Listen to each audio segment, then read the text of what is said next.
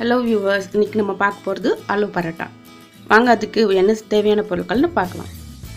உருளைக்கிழங்கு 3, வெங்காயம் 1, ginger garlic paste 1 spoon, green chilli, curry leaves, turmeric powder, red chilli powder, தனியா powder, garam masala, தாளிக்கிறதுக்கு கடுகு சீரகம். மாவு நான் நல்லா பிசைஞ்சு ஒரு 1/2 hour கிட்ட ஊற வச்சுருக்கிறேன். சப்பாத்தி மாவு எப்போவுமே ஒரு 45 minutes ஊறணும். அப்போ தான் நம்மளோட சப்பாத்தி நல்லா சாஃப்டாக இருக்கும். வாங்க இப்போ எப்படி செய்யுதுன்னு பார்க்கலாம். கடாயில் கொஞ்சம் எண்ணெய் ஊற்றிட்டு ஆயில் ஊற்றிக்கிறோம். இப்போ இதில் கடுகு கொஞ்சம் சீரகம் கொஞ்சம் போட்டுக்கிறோம்.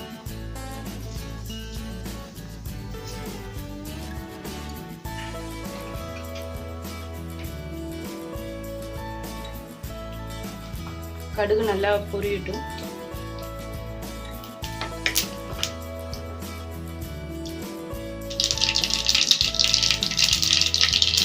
இப்போ இதில் க்ரீன் சில்லி, கறி லீவ்ஸ் வச்சுட்டு அதை போட்டுக்கலாம்.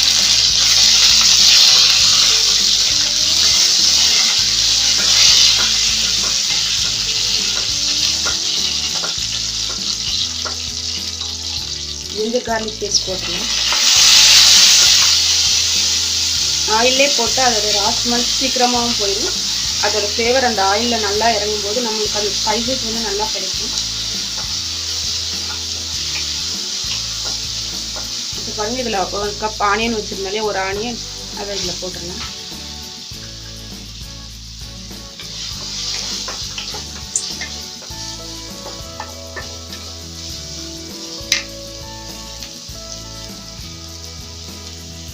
இதில் பெருங்காயத்தூள் கொஞ்சம் சேர்த்துக்கிறேன். ஏன்னா உருளைக்கிழங்கும்போது கேஸ்ட்ரிக் ப்ராப்ளம் வர நிறைய சான்சஸ் இருக்குது. ஸோ நம்ம கொஞ்சம் பெருங்காயத்தூள் சேர்த்துக்கலாம். இந்த வெங்காயம் வதங்குற அளவுக்கு தேவையான அளவு சேர்த்துக்கலாம்.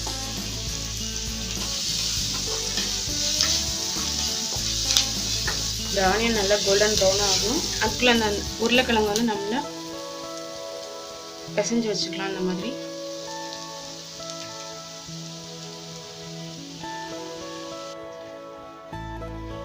இது இப்படி கட்டி இல்லாமல் நல்லா மசிச்சு வச்சுக்கணும்.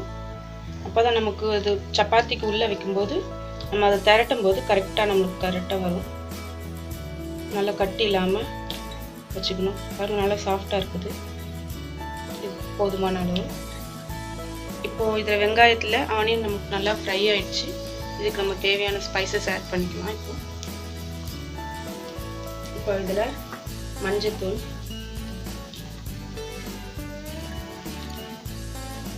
ரெட் சில்லி பவுடர், தனியா பவுடர் எல்லாம் மிக்ஸ் பண்ணிக்கலாம்.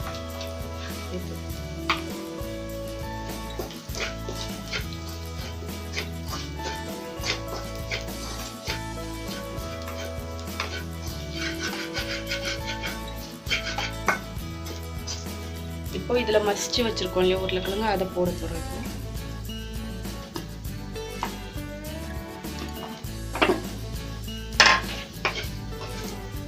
இதில் வாட்டர் ஆட் பண்ணக்கூடாது.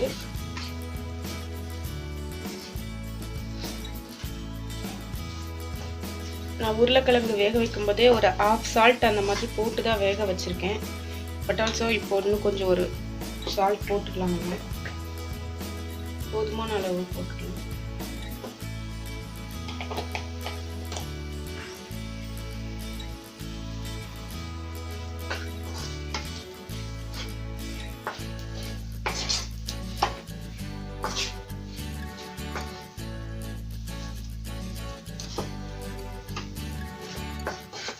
இந்த மசாலா எல்லாம் இந்த உருளைக்கிழங்குல நல்லா எல்லா இதுலேயும் நல்லா பிடிக்கிற மாதிரி நல்லா கிண்டிக்கோங்க.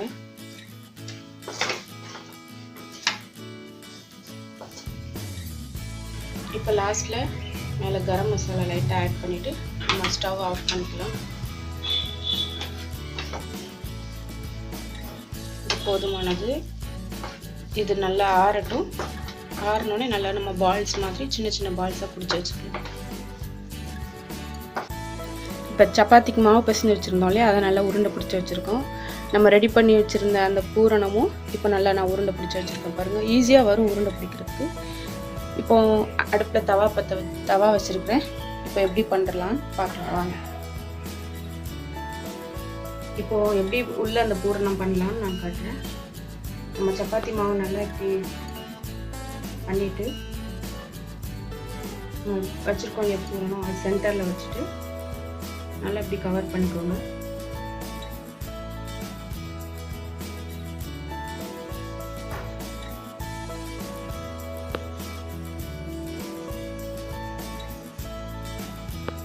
நல்லா சீல் ஆகிடணும்.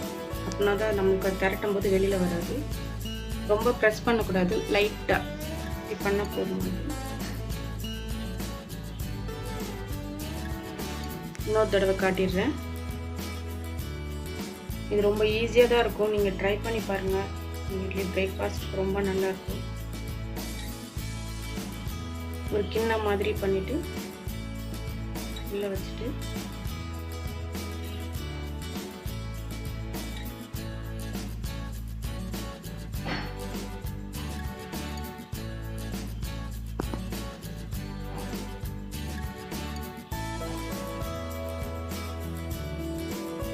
பாருங்க, இந்த மாதிரி திரட்டி வச்சுக்கோங்க.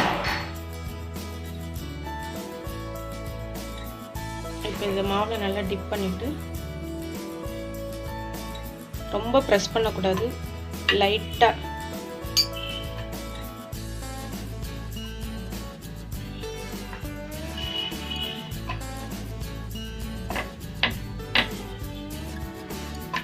மெல்லமாக திரட்டுங்க.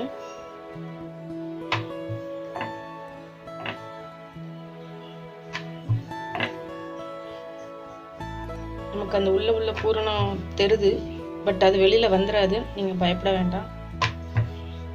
ஏன்னா மேலே மாவோடைய கோட்டிங் இருக்கிறதுனால அது உள்ளே தான் இருக்கும், பட் நமக்கு அப்படி தெரியும்.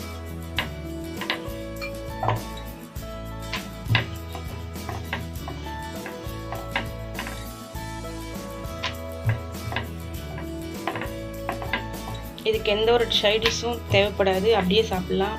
தேவைப்பட்டால் நீங்கள் சைடிஷ் வச்சு சாப்பிட்லாம்.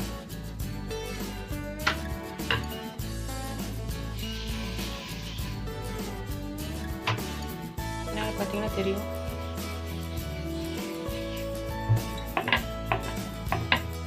நமக்கு எந்த அளவு சைஸ் வேணுமோ அந்த அளவு. கொஞ்சம் திக்காக தான் இருக்கும், நார்மல் சப்பாத்தி மாதிரி தின்னாக இருக்காது, மெலிசாக இருக்காது. இது நல்லா கொஞ்சம், ஏன்னா உள்ளே ஒரு கோட்டிங் இருக்குது, உள்ளே ஒரு பூரணம் இருக்குது, வெளியில் ஒரு கோட்டிங். ஸோ கொஞ்சம் நீங்கள் எக்ஸ்பெக்ட் பண்ணுற அளவு மெலிசாக இருக்காது.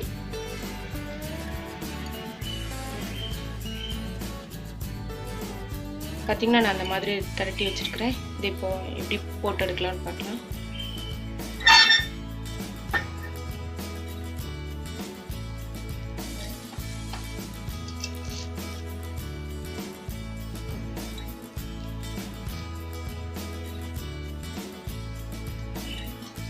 இதை டர்ன் பண்ணலாம்.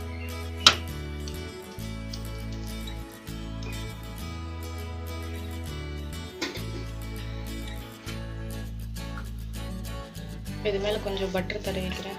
பட்டர், கீ, ஆயில் கூட நீங்கள் தடவிக்கலாம்.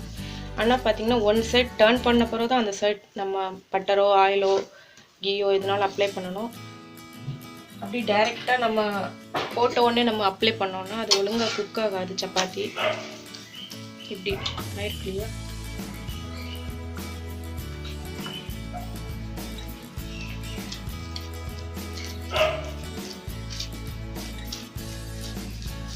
சப்பாத்தி எப்போவுமே கொஞ்சம் ஹை ஃப்ளேமில் வச்சு தான் குக் பண்ணணும். லோ ஃப்ளேமில் வச்சோன்னா அது ஒரு மாதிரி தட்டை மாதிரி ஆயிடும், சாஃப்டாக இருக்காது. நார்மல் சப்பாத்தியாக இருக்கட்டும், இல்லை இந்த மாதிரி ஸ்டஃப்டு சப்பாத்தியாக இருக்கட்டும், எதுவாக இருந்தாலுமே ஹை ஃப்ளேம்லேயே குக் பண்ணணும். பார்த்திங்கன்னா உள்ள பூரணம் நம்மளுக்கு வரல, பார்க்க தான் தெரிஞ்சுது வந்துடுமோ அப்படின்னு, பட் வரல. இப்போ இதை எடுத்துடலாம்.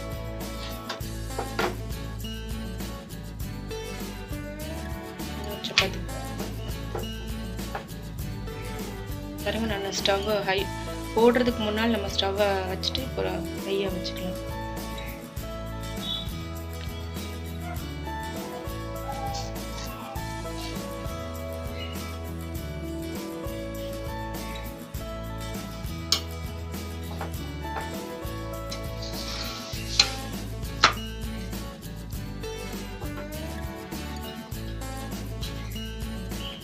இது மேலே கொஞ்சம் பட்டர்.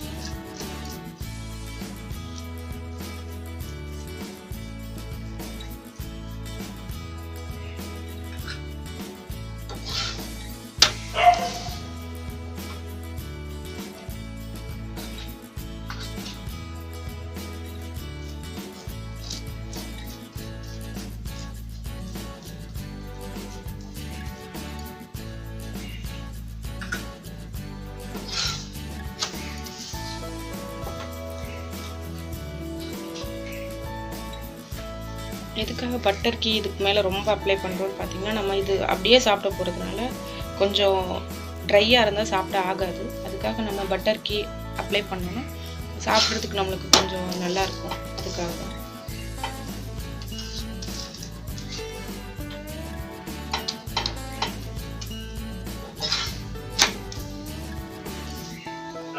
நல்லா ப்ரெஸ் பண்ணி விட்டால் உள்ளே எல்லாம் குக் ஆகும் நல்லா. இந்த மசாலா ஆல்ரெடி நம்ம குக் பண்ண மசாலாங்கிறதுனால அது நமக்கு பயம் இல்லை, இது குக் ஆகிருக்கும். பட் கொஞ்சம் திக்காக இருக்கிறதுனால சப்பாத்தி கொஞ்சம் கூட ஒரு 2 minutes வைக்கணும், அவ்வளோதான் வித்தியாசம். இப்போ சப்பாத்தி ரெடி ஆயிடுச்சு, ஆஃப் பண்ணிடலாம். பிளேட்டுக்கு எடுத்துக்கலாம்.